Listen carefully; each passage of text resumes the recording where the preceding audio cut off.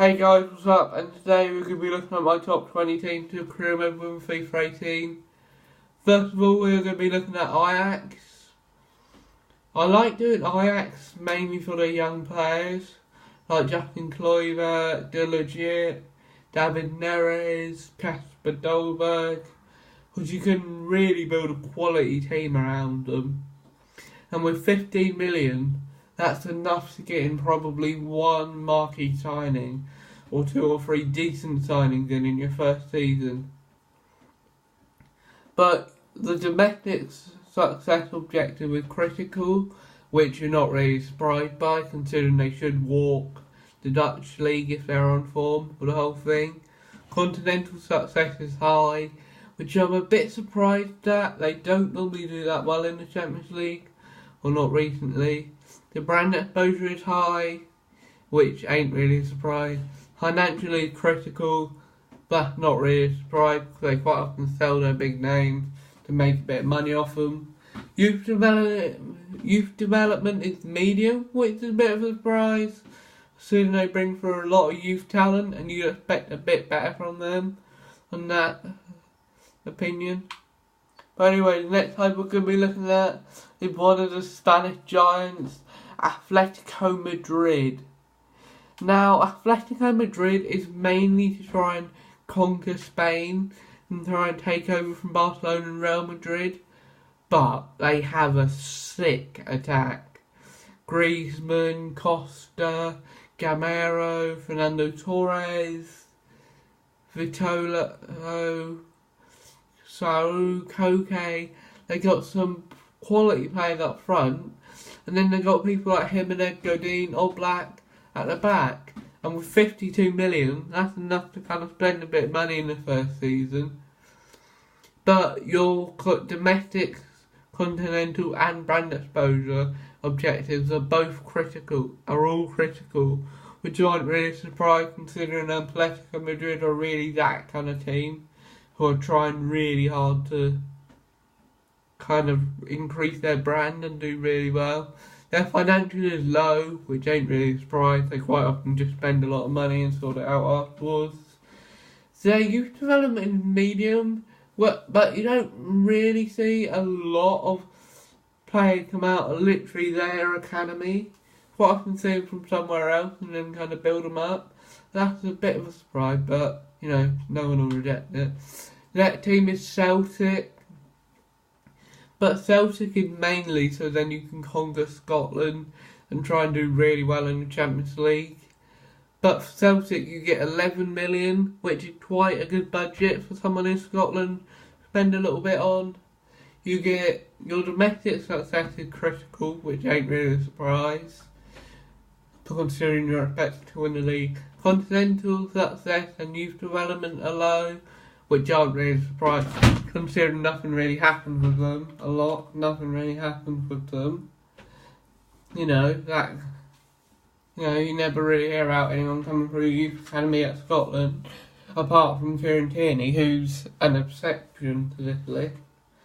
But their brand exposure is high, so they're trying to get their brand out there, trying to make sales with shirts, trying to make sales with big signings. And their financial is low, which very low even, which isn't really a surprise. They probably won't set you any objectives for the financial, but if they do, it probably won't be very high. The next team I like doing is Crystal Palace, but that's mainly because you couldn't easily get away with doing badly and finishing in the bottom half of Crystal Palace. And you've still got people like Zaha, Benteke, Kabay, Townsend, Loftus-Cheek for the first season, and Sacco. They've got a really talented squad who are actually really fun to use. And with 40 million, you've got a really solid foundation with a big budget to spend. But their domestic success, continental success and brand exposure are all low, which isn't really a surprise considering they're not expected to a lot. Their financial is medium, they don't really like splashing out on big signings, Benteke being an exception really. And their youth development is low, because they don't normally bring out a lot of youth players really.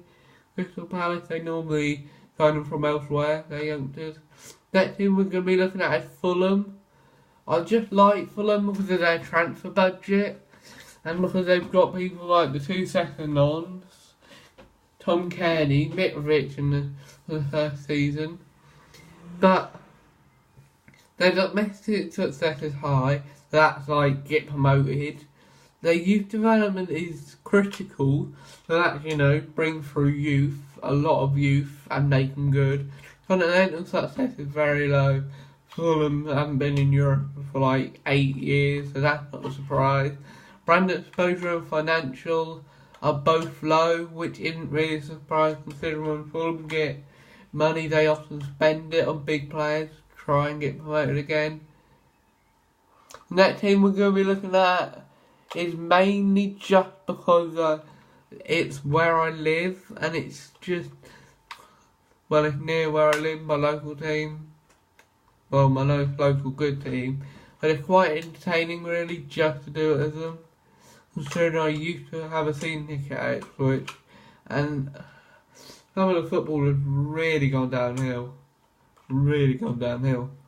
But anyway, you get a 2.7 million transfer budget. So that's not really a lot, but there are a lot of good youth players.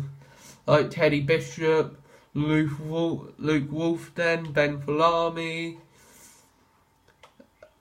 Flynn Downs, Andre Dudell, Grant Ward. You got Selena for the first year. And then you got 3 decent goal scorers in Wagon, Garner and McGoldrick.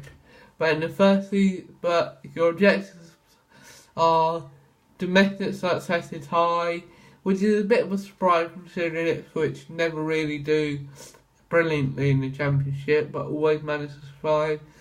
Their youth development is medium, which isn't really a surprise. They bring through quite a bit of youth.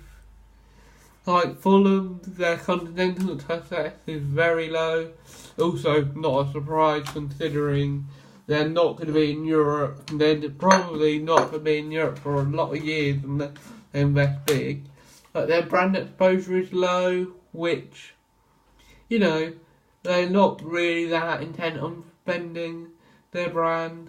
But really, the main reason that it's difficult with Ipswich is because financial, because their budget is always really low, considering some of the teams in the Championship.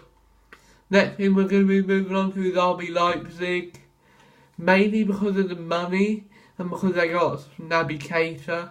I like using them. You can really spend on a lot of youth. But when you start with them, their continental success and brand exposure are both medium, so that's like, you can do them, but you don't have to do them, which I think is pretty fair really, considering they're quite a new team. Their domestic success and youth development are both high, which isn't really a surprise, is it?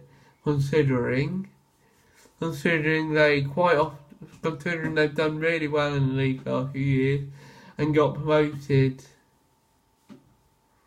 really easily, really, with their funding. And then their youth development, they're trying to develop some youth into it, and their financial is obviously very low because they're run by Red Bull. The next team is Bayer Leverkusen, but this is mainly because of their young players. They've got people like Leon Bailey, Hendricks, Jonathan Tah, Julian Brandt, people like that. Some of their youth are really, really good. But when you start with Leverkusen, your domestic success is high and your youth development is high, considering they normally do quite well in Bundesliga, but not as well as Bayern. That's not really a surprise. And considering their youth in their squad, it's not a surprise the youth development is high. But all the rest of them aren't really that important. On continental youth, they barely get into Europe really. And brand exposure and financial are both low, so you won't have to worry about them.